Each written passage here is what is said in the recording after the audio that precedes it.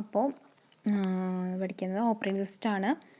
Operating സിസ്റ്റത്തിലെ first മൊഡ്യൂളാണ് നോക്കുന്നത്. അപ്പോൾ നമുക്ക് ഓപ്പറേറ്റിംഗ് സിസ്റ്റം എന്താണെന്ന് നോക്കാം ആദ്യം തന്നെ. അപ്പോൾ എന്താണ് ഓപ്പറേറ്റിംഗ് സിസ്റ്റം? അപ്പോൾ നമ്മളെല്ലാവരും ഒരു കമ്പ്യൂട്ടർ യൂസ് ചെയ്യുന്നതാണ്, സിസ്റ്റം യൂസ് ചെയ്യുന്നതാണ്. സിസ്റ്റത്തിൻ്റെ എല്ലാ ഫീച്ചേഴ്സും കാര്യങ്ങളും എല്ലാം നമുക്ക് അറിയാം. അപ്പോൾ നമുക്ക് ഓപ്പറേറ്റിംഗ് സിസ്റ്റം എന്താണെന്ന് ഒബ്വിയസ്ലി അറിഞ്ഞിരിക്കേണ്ട ഒരു കാര്യം തന്നെയാണ്.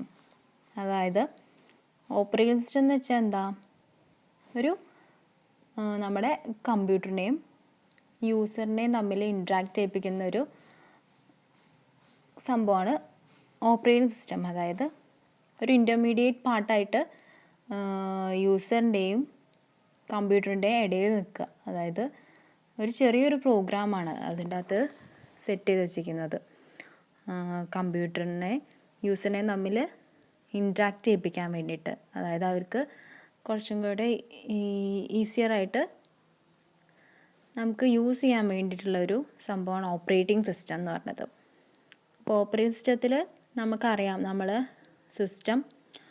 കമ്പ്യൂട്ടർ സിസ്റ്റം ഒന്ന് ഓൺ ചെയ്ത് വരുമ്പോൾ നമ്മൾ ബൂട്ടിംഗ് പ്രോസസ്സ് നടക്കും അല്ലേ. അപ്പോൾ ഈ ബൂട്ടിങ്ങിൻ്റെ മുന്നേ തന്നെ ഓപ്പറേറ്റിംഗ് സിസ്റ്റം സ്റ്റാർട്ട് ചെയ്ത് തുടങ്ങും. അതായത് ആ പ്രോഗ്രാം ബൂട്ടിങ്ങിൻ്റെ മുന്നേ തന്നെ ലോഡാവുമെന്ന് കമ്പ്യൂട്ടറിൻ്റെ അകത്തേക്ക്. അപ്പോൾ ഇതിൽ ഓപ്പറേറ്റിംഗ് സിസ്റ്റം എന്താ ചെയ്യുന്നത്, ഒരു കമ്പ്യൂട്ടറിൻ്റെ എല്ലാ കാര്യങ്ങളും ഓവറോൾ ഫങ്ഷൻസ് മാനേജ് ചെയ്യുന്നുണ്ട്.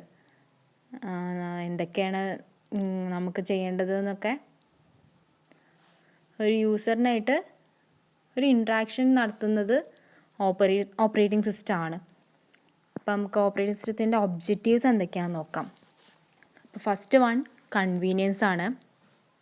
അതായത് ഓപ്പറേറ്റിംഗ് സിസ്റ്റം ഒരു കമ്പ്യൂട്ടറിനെ ഒരു കൺവീനിയൻറ്റ് യൂസിൽ നമുക്ക് യൂസ് ചെയ്യാൻ സഹായിക്കും. ഓപ്പറേറ്റിംഗ് സിസ്റ്റം ഇല്ലാതെ നമുക്ക് വളരെ ഈസി ആയിട്ട് ഒരിക്കലും ഒരു സിസ്റ്റം ഹാൻഡിൽ ചെയ്യാൻ പറ്റില്ല. അതാണ് ഫസ്റ്റ് ഒബ്ജക്റ്റീവ് എന്ന് പറഞ്ഞത്. പിന്നെ സെക്കൻഡ് വണ്ണ് എഫിഷ്യൻസിയാണ്. എഫിഷ്യൻസിയിൽ എന്താണെന്ന് വെച്ചാൽ നമുക്കറിയാം, നമ്മുടെ കമ്പ്യൂട്ടർ സിസ്റ്റത്തെ ഒരു എഫിഷ്യൻറ്റ് മാനറിൽ സെറ്റ് ചെയ്ത് വെച്ചിരിക്കുന്നത്. അതായത് സിസ്റ്റത്തിലെ എല്ലാ റിസോഴ്സിനെയും നമുക്ക് വേണ്ടപ്പോൾ നമുക്ക് എടുക്കാനും ഇങ്ങനെയൊക്കെ യൂസ് ചെയ്യാമെന്നുള്ളൊരു രീതി ഓപ്പറേറ്റിംഗ് സിസ്റ്റമാണ് സെറ്റ് ചെയ്ത് വെച്ചിരിക്കുന്നത്. പിന്നെ അടുത്തത് third one ability to evolve. അതായത് നമുക്കറിയാം, ഒരു ഓപ്പറേറ്റിംഗ് സിസ്റ്റം കൺസ്ട്രക്ട് ചെയ്യുമ്പോൾ കുറച്ച് കാര്യങ്ങൾ നമുക്ക് നേരത്തെ ചെയ്യേണ്ടി വരും. അതായത് ഒരു ടെസ്റ്റിങ്ങോ അല്ലെങ്കിൽ ഒരു പുതിയ സിസ്റ്റത്തിൻ്റെ ഫങ്ഷനൊക്കെ നടക്കുമ്പോൾ ഓപ്പറേറ്റിംഗ് സിസ്റ്റം അതിൽ ഇവോൾവ് ചെയ്യണം. അതായത് എല്ലാ കാര്യത്തിലും അതിന് ഇവോൾവ് ചെയ്ത് ഓപ്പറേറ്റിംഗ് സിസ്റ്റം ഉണ്ടാവണം.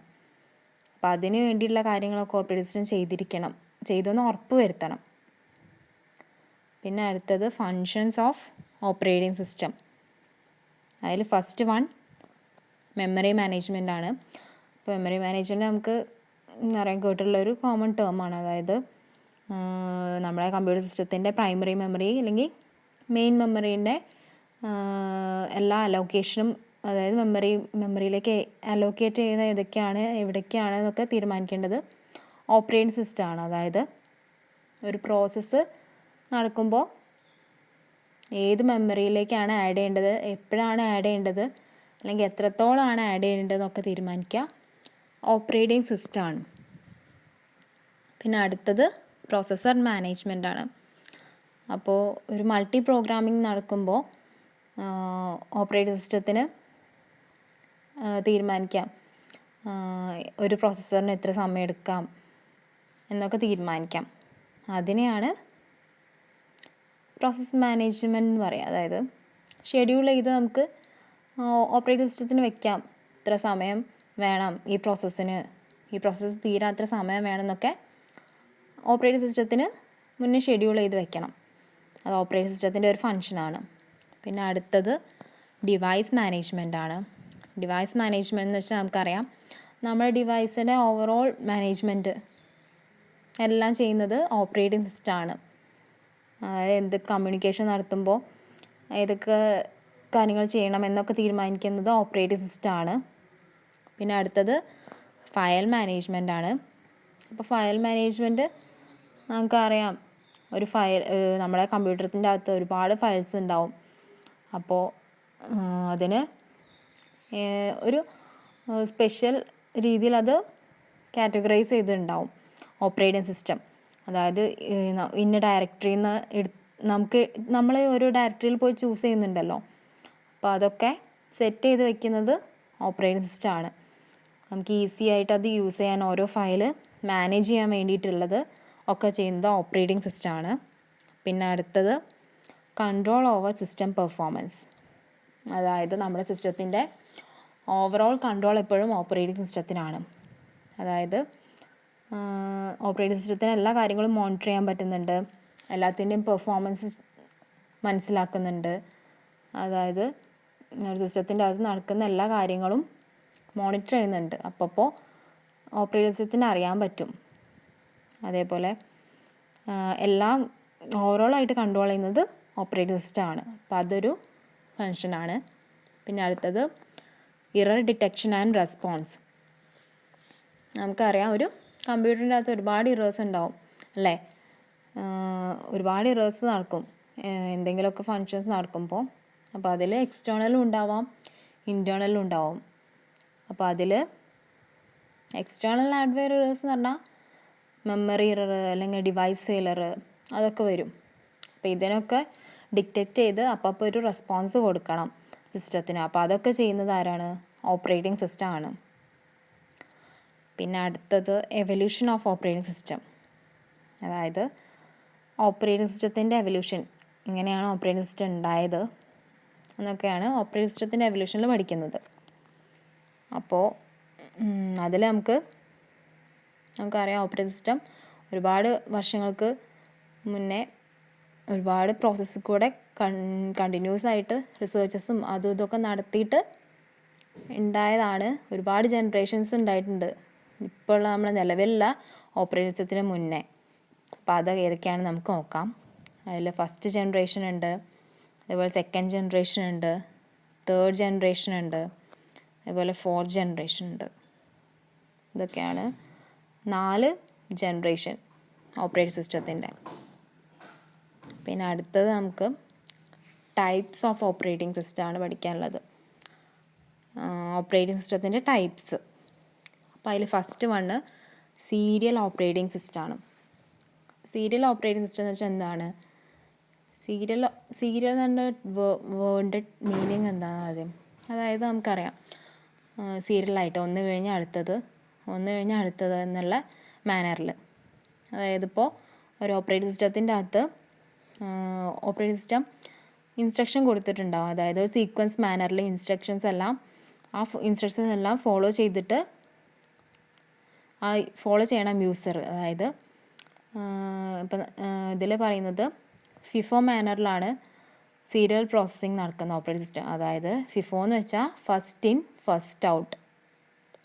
അതായത് ഇപ്പോൾ നമ്മളൊരു ക്യൂവിൽ നിൽക്കുന്ന കേസിലെടുക്കാം. നമ്മളിപ്പോൾ എന്തെങ്കിലും ഒരു ഷോപ്പിൽ പോയി, അല്ലെങ്കിൽ എന്തെങ്കിലും ഒരു മാർക്കറ്റിലോ എവിടെയെങ്കിലുമൊക്കെ പോയി ഒരു ക്യൂവിൽ നിൽക്കുകയാണ്. അല്ലെങ്കിൽ നമുക്ക് ഒരു സിനിമ തിയേറ്ററിൻ്റെ കേസിലെടുക്കാം. നമ്മൾ തിയേറ്ററിൽ പോയി ക്യൂ നിൽക്കുമ്പോൾ ഫസ്റ്റ് നിൽക്കുന്ന ആളല്ലേ ആദ്യം പുറത്ത് വരിക. അതായത് അയാളല്ലേ ഫസ്റ്റ് ടിക്കറ്റ് എടുത്തിട്ട് അയാളാണ് ആദ്യം പുറത്തിറങ്ങുക. അതായത് ഫസ്റ്റ് ഇൻ ഫസ്റ്റ് ഔട്ട്. ആ മാനറിലാണ് സീരിയൽ പ്രോസസ്സിങ് ഓപ്പറേറ്റിംഗ് സിസ്റ്റത്തിൽ നടക്കുന്നത്. ഓക്കെ. പിന്നെ അടുത്തത് ബാച്ച് പ്രോസസ്സിങ് OS ആണ്. അപ്പോൾ ഇതിലെന്താണെന്ന് വെച്ചാൽ ഓപ്പറേഷൻസ് എല്ലാം അതായത് ഇതിലെ ജോബ്സ് എല്ലാം ഒരു ബാച്ച് ടുഗദർ ഒരുമിച്ചാണ് പ്രോസസ്സ് ചെയ്യുന്നത്. അതായത് ഇതിൻ്റെ അകത്തുള്ള ജോബ്സ് എല്ലാം സെയിം റിക്വയർമെൻറ്റ്സിലുള്ള ജോബ്സാവും അതിലുണ്ടാവുക. അപ്പോൾ അതെല്ലാം ഒരുമിച്ച് ഒരു ബാച്ചായിട്ട് റൺ ചെയ്യും കമ്പ്യൂട്ടറിൻ്റെ അകത്ത്. അതായത് ഇപ്പോൾ നമ്മൾ ഒരു ഗ്രൂപ്പ് വൈസ് ആയിട്ട് ഇപ്പോൾ നമ്മൾ എന്തെങ്കിലും ഒരു ഫംഗ്ഷന് വേണ്ടി നമ്മളൊരു ഗ്രൂപ്പൊക്കെ ഉണ്ടാക്കില്ലേ, അപ്പോൾ സെയിം റിക്വയർമെൻറ്റ്സ് ഉള്ള ഓരോ ഗ്രൂപ്പിൻ്റെ അകത്ത് ഉള്ള കാര്യങ്ങൾക്കെല്ലാം സെയിം ഫങ്ഷൻസ് ആയിരിക്കും. അപ്പോൾ അത് റൺ ചെയ്യും ആ ഗ്രൂപ്പിൻ്റെ അകത്ത്. അപ്പോൾ അതാണ് ബാച്ച് പ്രോസസ്സിംഗ് OS. അതായത് ഇതിൽ സീക്വൻസ് ഓഫ് ഓപ്പറേഷൻസ് ഉണ്ട്. അതായത് എക്സിക്യൂഷൻ നടക്കുമ്പോൾ